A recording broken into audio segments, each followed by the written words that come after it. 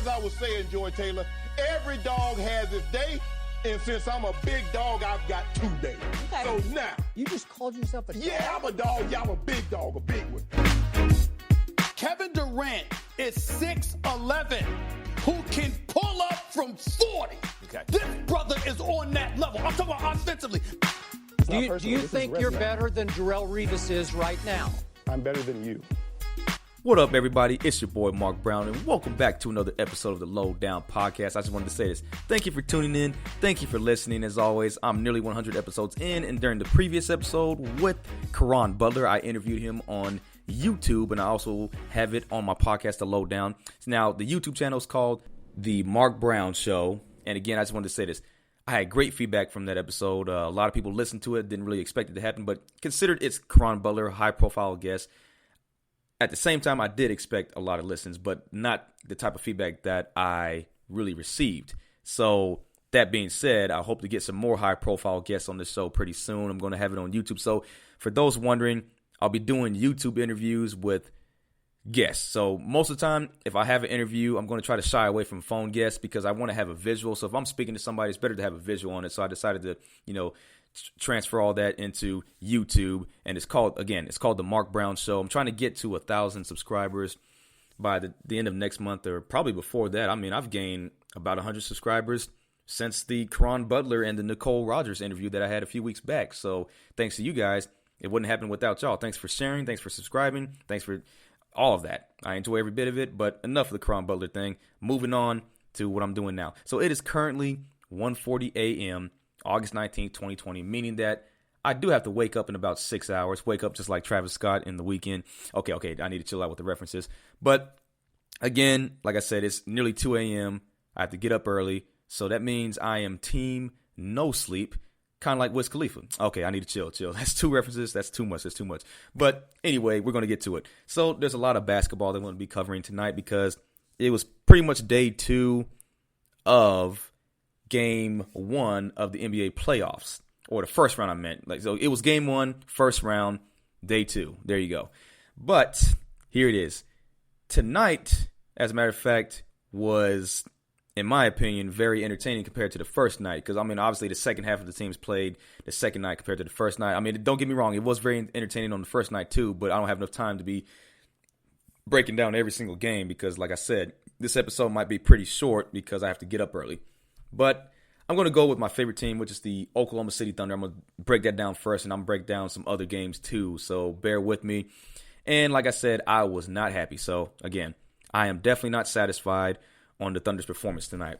They basically embarrassed themselves. Well, they really did embarrass themselves. They lost 123-108 to the Houston Rockets without Russell Westbrook because he's out from a quad injury.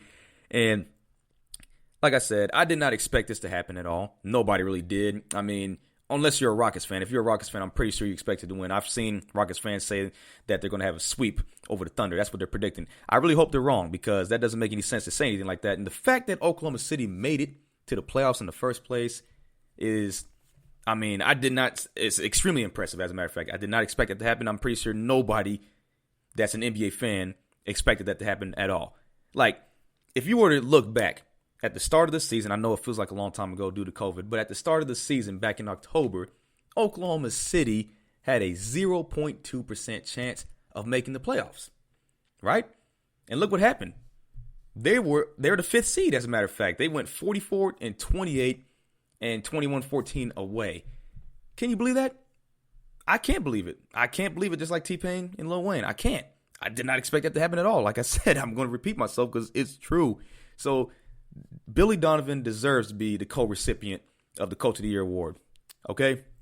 Because not only did Chris Paul lead this team, but these young guys have a lot of potential, and the fact that Oklahoma City has a future with all these first-round picks coming up in the next few years or so, or several years, as a matter of fact, is also ideal. So I can't wait for any of this to happen as a Thunder fan, but at the same time, I got to deal with the present. Now, Game 1 obviously was awful, okay? So I'm going to give out my, few takeaways from the game. So, obviously, James Harden, that's 2 words. James Harden was the major problem, all right? It was a problem from the start because, with Lou Dort out from a right knee sprain, I feel like that made a difference. And then, Andre Robertson wasn't 100%. This guy's missed a few seasons, but he's back. It's going to take him time to get better. But again, that's a little bit of excuses here and there.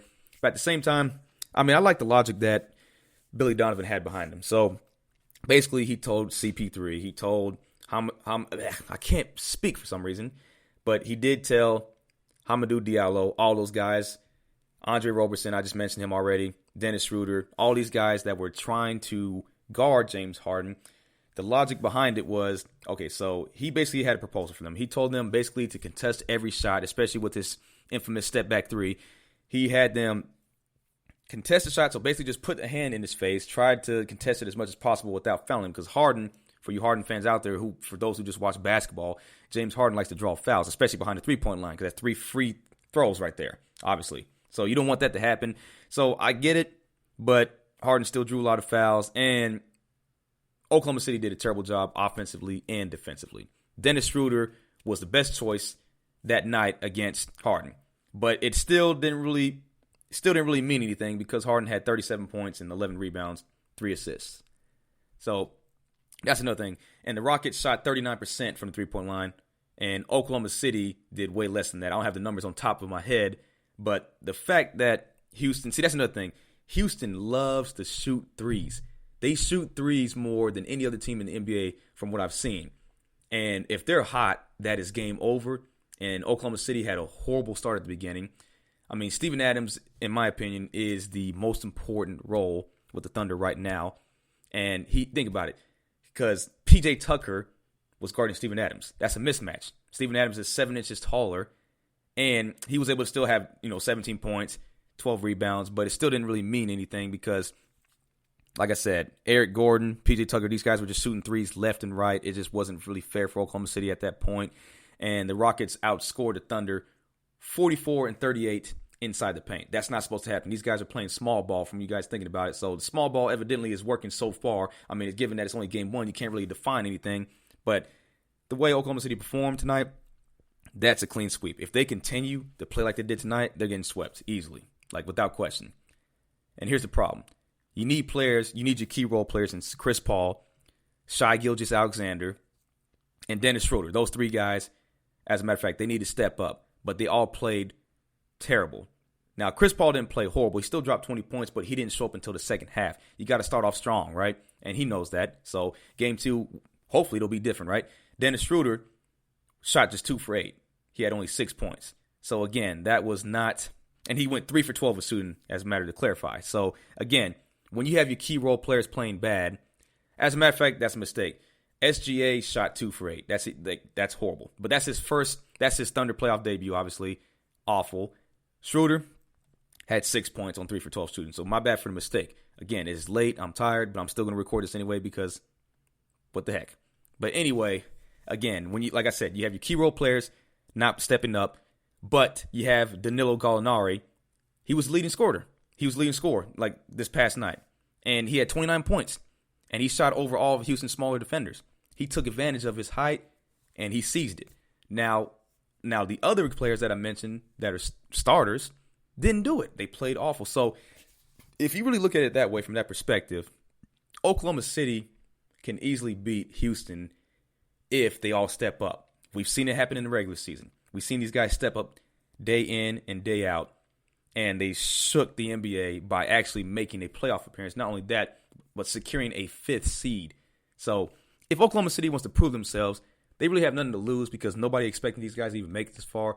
So take advantage of it. Take advantage of what Caron Butler said. There's no pressure for any team. So anything can happen. Game 1 doesn't define anything. Oklahoma City, if they, obviously Harden's still going to be a problem no matter what. But if they take advantage of the paint, they'll win, okay? Not just that, but also you need your guards. If you play like, can't speak. But if you play like Gallinari did last night, then I'm telling you, Oklahoma City can definitely turn some heads.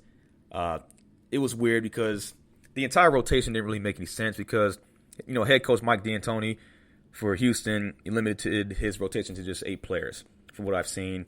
And Billy Donovan played 11 guys in the first half. And it was just a weird rotation. I'm pretty sure Donovan, knowing that he's the co-recipient of the year, they'll have to make some adjustments for sure because that was probably the worst. That was the worst out of all the games that I saw on day 2.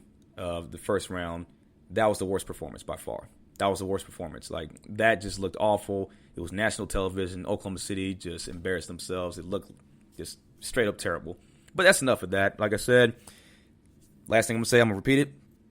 All you need is you need your key role players in CP3, Shai Gilgeous-Alexander, Dennis Schroeder. You perform just like Danilo Gallinari did with 29 points. Even if you just split the points, right? If you guys put half of that, which is like, what, 13 and a half?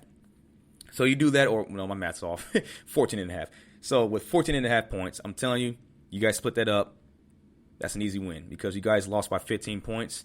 You split that up, you're up by what? At least 5 points in that context. So again, Oklahoma City, step it up. Please win game 2, even the odds, and we'll have a great series. Because like I said, OKC and Houston, they're rivals. And that's another thing about the Rockets. The Rockets hate everybody, it seems like it. I don't know any other NBA team that has fans that hate more than 2 teams. And I noticed this about the Rockets. Rockets fans hate the Thunder. They hate the Lakers. I'll get to that in a second. They hate the Warriors. Who else? Those are the top 3 for sure. Oh, they hate the Mavs and the Spurs. That's 5 teams right off the bat that I can name that Houston fans hate. But you look around for the rest of the NBAs, maybe 1 or 2 teams they don't like. But Houston, on the other hand, man, I don't know. Just that entire city, like just every single one of their professional sports teams, they just like to trash people.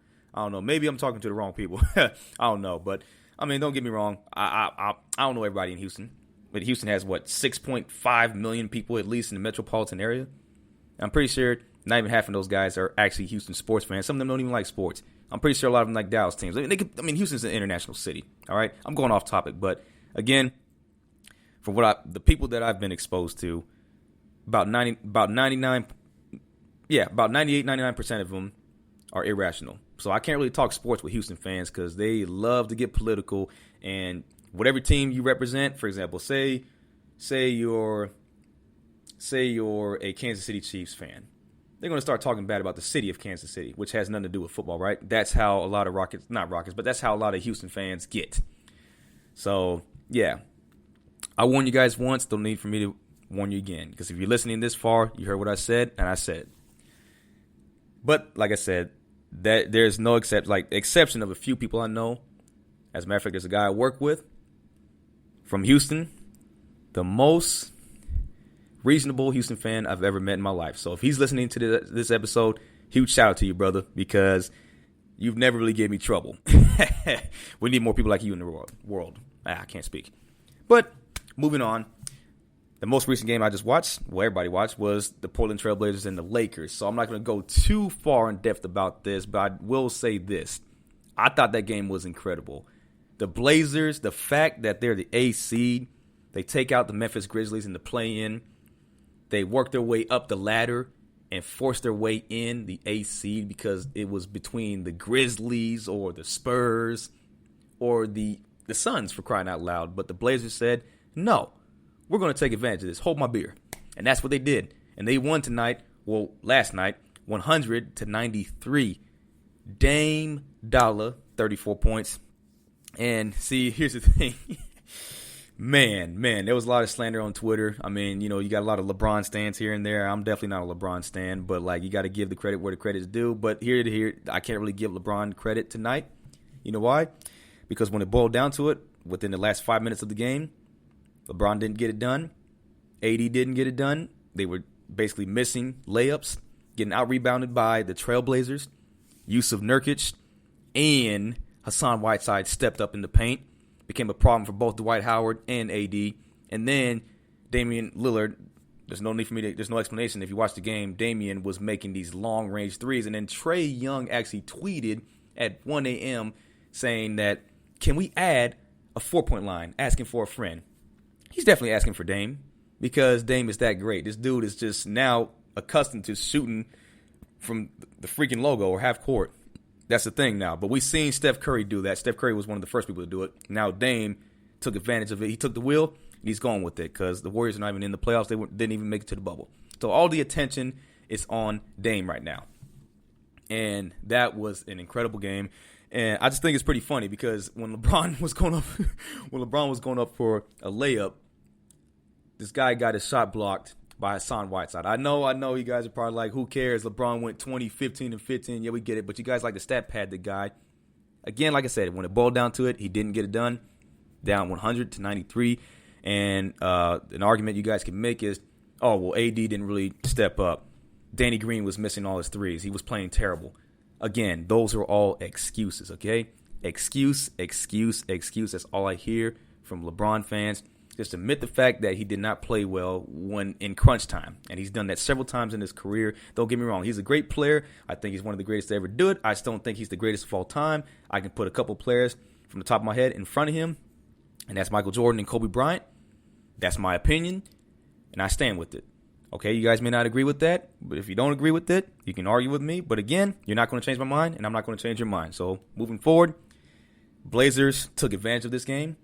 They deserve all the credit. They're up 1-0, but again, it's too early. No need to say the Blazers are going to win it all. That can be another freezing cold take for that Twitter account on Twitter, obviously. But it's good to have your hopes up. It's good to be confident. You know why? The Blazers weren't even supposed to be the 8th seed. So there you go.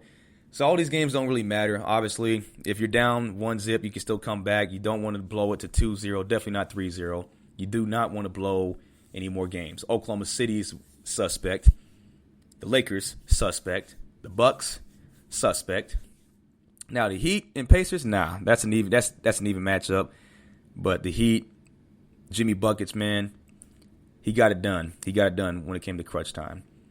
And for the Magic, I don't know. I mean, not the Magic, but the Bucks. I don't know, buddy. But hey, I can say this. A lot of people are saying the Bucks are done. What the heck? Did you guys watch the playoffs last year? You guys don't remember? The Eastern Conference semis against the Boston Celtics.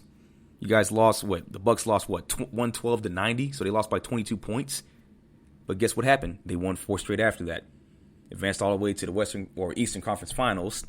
End up choking to you know who, the Raptors. Okay, again, that's last year. I'm not saying every year is different, but the Bucks are the first seed. Same with the Lakers. Both. That's another thing. I just realized that the first seed for the East and the first seed for the West both lost tonight. So we'll see what happens. It's a long series, and plus this is the bubble. There's no pressure on anybody. Anybody can take it. And the most suspect team in these matchups was definitely the Thunder and the Nets. The Nets and the Thunder had some poor performances in game 1. So those guys need to step it up the most. But if you look at the brackets, now Miami and Indiana, it can go both ways. Boston and Philly, again, that was a close game. Denver and Utah, that was incredible. Freaking Donovan Mitchell, 57 points, made it to number 3 on the list of the most points scored in a playoff game in NBA history, only behind Elgin Baylor from 1962 and Michael Jordan from 1986. Michael Jordan had 63 points. Elgin Baylor had either 61 or 62 points from the top of my head. But it's up there. Donovan Mitchell's at number 3. Crazy, right? And the Clippers and the Mavericks, another game that was entertaining, highly entertaining. And I feel like Dallas would have won that game if Kristaps Porzingis didn't get ejected in the third quarter. That was just an awful call. Oh, well, we got to move on, right? So game 2, Dallas, take advantage of it, seize it. We'll see. So I'm going to make some predictions right now since they're all playing. Well, at the time I'm recording this, it's going to drop August 19th later on. So Dallas, I'm predicting them to win game 2, tie the series 1-1. Denver and Utah, that's a tough one. I think Utah might pull away with this one, tie the series 1-1. Who else is playing today? Oh, yeah. Celtics and Sixers. I think the Sixers will get a win today. And the Nets, I'm sorry, but you guys are going to lose this game 2. That's what I'm predicting. Now, for the other half, Houston and OKC. Okay, if OKC, like I said earlier, if they perform better, they'll win game 2. Lakers, you got to step it up. You're the first, you got to step it up. You can't let stuff like that happen to you. Yusuf Nurkic and Hassan Whiteside, CJ McCollum, all those star players. Terry Stotts did a great job coaching them. I don't know what to say. I really want Portland to go up 2-0, but it probably won't happen. So Lakers, they're winning game 2. Bucks, they're winning game 2. Pacers and Heat, I got the Heat winning game 2. I got the Heat going up 2-0. So this is going to be a playoff scenario that we'll never see again, maybe. I don't know, due to COVID. I mean, like, not just the bubble and everything, but I feel like it's going to be some close games from here on out. Disregard the blowouts. It was game 1, first game jitters. I know they all played regular season in the bubble, but the playoffs is different. You're playing with a higher intensity. So we'll see. And the NBA Finals don't start till September 30th, which is okay, don't get me started with that. That's so weird. But yeah, so at the end of this, I feel like I've broke down everything that I could. Like I said, this might have been a little sloppy, but again, I'm tired. I wanted to record this for fun. It's been a while since I've done some solo episodes, but I'm going to do that more often now, kind of like the weekend. But I did what I could. I feel like I made a lot of sense. I did make a lot of sense. It's just late. So to end the podcast, I'm going to just provide my early predictions.